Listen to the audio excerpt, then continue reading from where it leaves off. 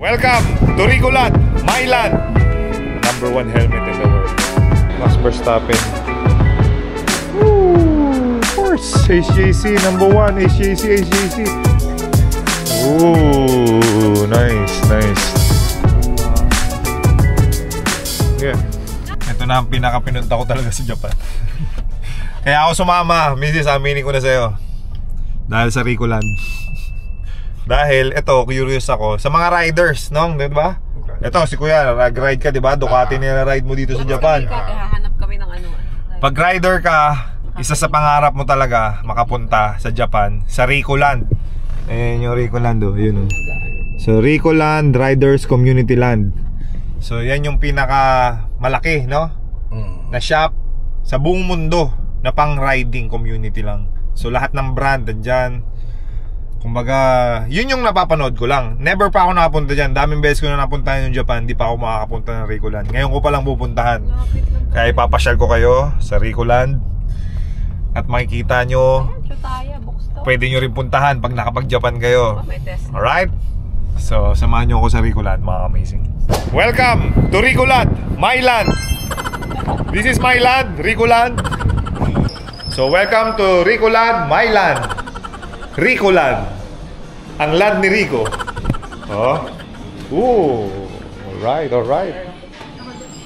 Nice. Tingnan mo naman. Dami. Oh, pati GoPro meron dito, eh. Papasabay ba sila ano? 360, oh. Ganda ng ano, pang motorcycle talaga. Okay, kompleto. So, itutour ko kayo, mga amazing. Alright, sana ma-enjoy nyo to. Oh, nice. Kompleto dito, boy. Walang tapon.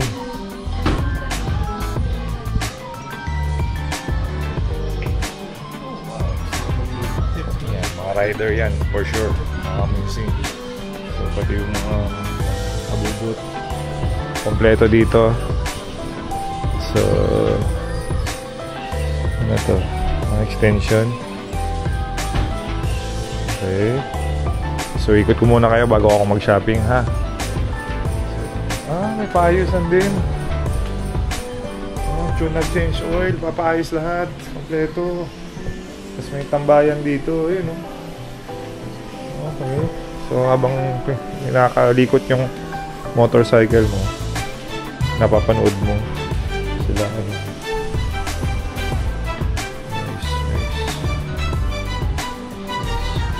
Ano ba pangalan? Nice, 30. Dito makasulat na 5.6 G100. Gusto mo mag-rename ito. Okay ito, makakuha nga. Nice. Waterproof sticker. Tapos Australia, England, United States. Nice.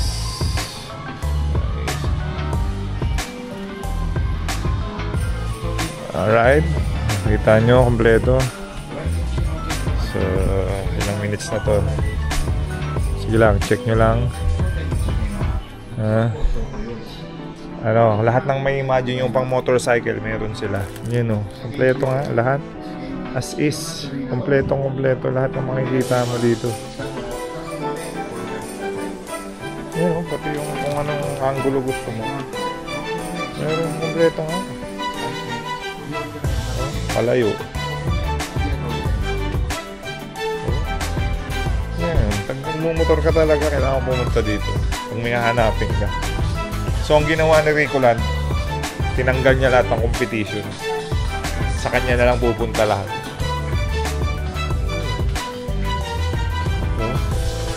Sige, kaya. Laki.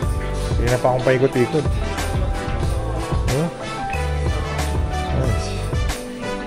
Laki, no? So, Peter? Makakalula, no? Kompleto lahat, Alright. Gloves. Shoes.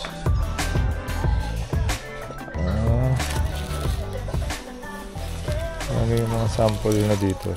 Flagship. Detachable inner. So, mga sample jacket, 30,000. Leather jacket. Ooh, nice. Kompleto ang jacket lahat. Mga bubot. Kompleto rin. Okay, yellow pants. Okay to ah. Para yung mga long ride. May gel yung pants. Alright. Sige. Okay no? Okay mga amazing. Napasyal ko na kayo. Ito yung mga bag, top box. So, shopping na ako. So, I think naikot ko na kayo. May isa pang line dito sa kabila. So, ito. Yan. So, mga helmet na iba't ibang klase. May high-end, may low-end. Yun! Of course! HJC, number 1. HJC. Kompleto po ang HJC line dito. Yan po. Ito. Sure ako. Itong number 1 helmet in the world. Dahil ito talaga yung ginagamit ng PBA Moto Club ever since. This is classic, one of my favorite. Ito yung 37,000. So mga 15. Same price sa Pilipinas, mga kaming. Okay? So of course, HJC meron pa. Ayan pa, R pa. Alright, ginagamit ko to. Ito, meron ako dito. Personally. Diba? Nice. Kita nyo, bakante na yung HJC. Ibig sabihin, ay ubus lagi ang HJC sa Ricoland. Worth it. Mga riders ng Japan. Ito. Sila.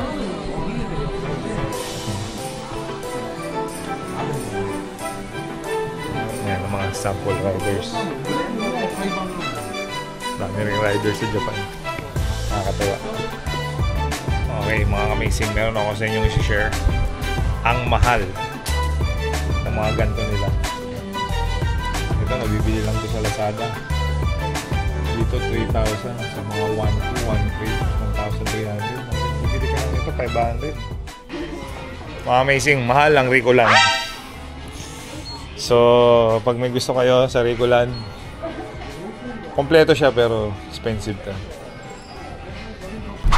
So, experience lang. Hindi mo na babalikan. On my own perspective. Ay, mga amazing. Pakita ko lang sa inyo yung binili ko. Ay, nako. Charan! Sticker lang. Souvenir lang. Isa lang ibig sabihin niya, mas riding community yung Pilipinas kaysa Japan. Kasi parang ang mamahal yung mga gamit nila. I suggest experience nyo lang once pumunta kayo sa Japan. Puntahan nyo yung Ricoland. Kasi dito lang meron eh, sabi Japan eh. But in terms of ano, mas mahal siya. Kasi yung cardo sa Pilipinas, alam ko rin yung presyo eh. Mas mahal dyan. Yung helmet na HJC, alam ko rin, mas mahal dito sa Japan. Sa Pilipinas kayo bumili ng helmet ng HJC sa Triumph JT Manila. Shoutout kay Jason Te. Or sa PBA Moto Club HQ, mas mura yung helmet namin. Alright? So, there you go. Explore ulit kami dito sa Japan. Marunong ka na mag-Japanese, no? Konti. Oh, nice. Ano sa Japan ang pogi? Kakoy. Kakoy! Alam niyo na kung sinong Kakoy. Amazing. Ang maganda. Kawaii. Namimiss mo na ba si Dara? Kakoy, kawaii. I miss you. Alright. Amazing. Subarashi. Oh, Shubarashi! Mga ka-Shubarashi! Subarashi. Alright. Di ba tututo ka rin eh, no? Or pag nandito ka dyan, kailangan marunong ka. Kahit pa paano. Kahit pa paano. Kasi, Mahirap yung maraming Japanese di marunong mag-English eh. Marami. Galing kami sa ano yung shop na pinuntahan natin, yung mga gamot. Pharmacy. Sa pharmacy. Hindi kayo magkaintindihan. Sabi, give me vitamins. Hindi sila marunong yung vitamins. Ay, vitamins! Energy! New energy. Bagay sa'yo. Maging lokal. Multivitamins! Multivitamins! Inuulit lang yung sinasabi mo, hindi niya naiintindihan. Ayun ako, yung mga Japanese. Ako, yun lang ang bilib ako sa mga Pilipino. Kaya natin mag-English. Mas magaling tayo mag-English kaysa sa mga Japanese. Proven na yun, no? Kaya nga, talaga kahit sa madali yung mga Pilipino. Saan kuya ang Disneyland dito? Survive. Andito kami ngayon sa ano to? Diver Malls. So, andito si Gundam Wing. Papakita ko sa inyo mamaya. Gumagalaw na robot ng Japan. Panlaban ng Japan pag may mga kalaban sila. Si the Gundam yung lalaban. Pagka napunta rin kayo Japan, i-try nyo rin ang Excelsior Cafe. Yan. Worth it yung money, value of money. Okay siya. Na pwedeng food trip. For family, for friends, for your date. Okay siya. Parang ano rin. Basic lang din sa Pilipinas. But iba yung flavor.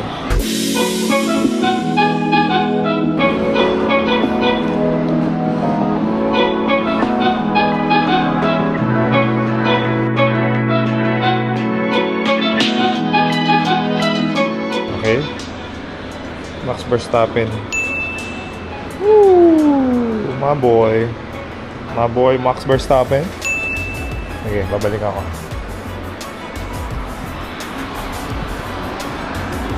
Okay. Dahil fan ako ni Max Verstappen at yung character niya, bibili ako ng Ferrari car. So, hope I like it. Isa lang pa ba yung bibili ko sa'yo? Dahil fan ako ni Max Verstappen. Oh, Formula 1? Oo, ito. Pero yung maliit lang, souvenir lang. This one. Si Max Verstappen.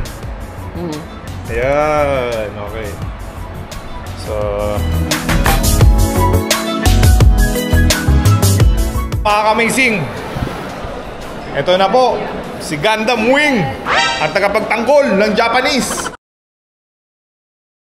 Ayan na, umilaw na si Gundam. Ano na siya, gagalaw. Mga amazing, abang natin, gagalaw yun.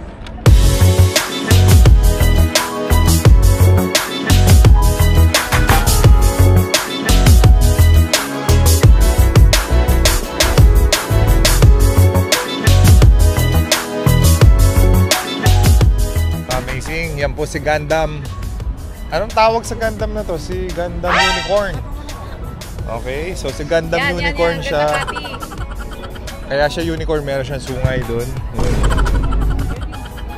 So medyo malaki siya. Yan yung tao. Yan yung size niya. Ang alam ko, gumagalaw pa yun. Sa ngayon, nakabukas na yung ilaw niya. So si Gundam is well known dito sa Japan. Kaya nga may joke nga, di ba? Pagka lalaban yung Japan, mawawala to, lilipad. Siya lang yung lalaban pag may kaaway ang Japan. Andito to yung Gundam Wing. Hindi ko lang sure bakit may nakapira dito. Ah, may show. Ayun oh. Ayun time oh. Yun yung schedule oh. The unicorn size schedule. Ano oras na ngayon? Alas 3. Alas 3 yan. Oh. Ano oras na ba? Alaod na 40. Tagal pa. So, amazing.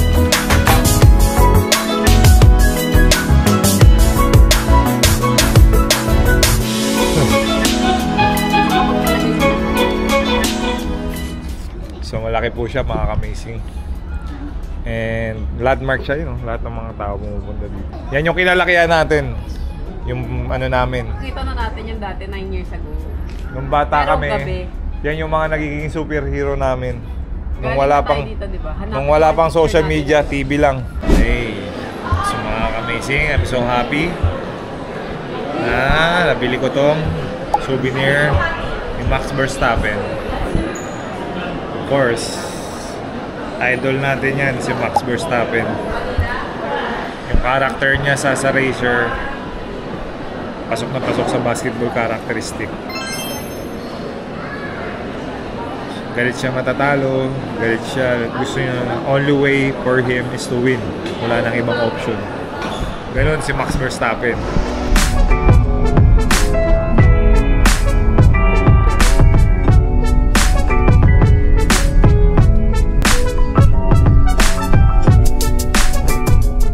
care ka kuya dito sa Japan. Take care. God bless sa'yo. Stay amazing. Kuya Peter. Hindi okura ang tawag ang pronunciation. Okura. Yun. Japanese. Arigatou gozaimasu. Hindi arigatou gozaimasu. Arigatou gozaimasu. Kaya mo yan. Okura. Kita mo, yan yung tamang pagbanggit pag nasa Japan ka. Gets mo? Ako lang ba nakakapansin, kahit dito sa airport, kakainan, tahimik pa rin ang Japan. Ano talaga? Tahimik, no? Tayo lang naman eh. We're Filipino. Of course. We're my... Alam mo, amazing, tahimik dito sa airport ng Japan.